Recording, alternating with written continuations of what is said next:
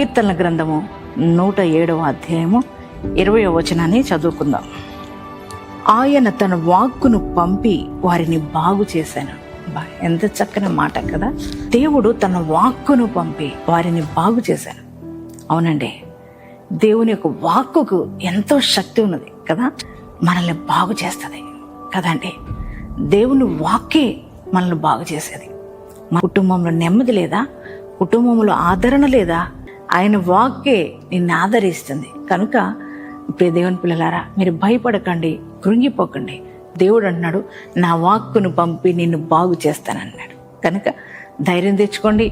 ఆ దేవుడే తన వాక్కును పంపి మీ జీవితాలు, పరిస్థితులన్నీ కూడా బాగు చేయబోతున్నాడు. కనుక యేసయ్యా, నీ మాట నేను నమ్ముతున్నా, అయ్యా నీ వాక్కే నన్ను బాగు చేస్తుందని చెప్పి ఈరోజు మీరు ఆ వాగ్దానాన్ని మీరు రిసీవ్ చేసుకోండి. ఎంతమంది ఈ వాగ్దానం రిసీవ్ చేసుకున్నారు?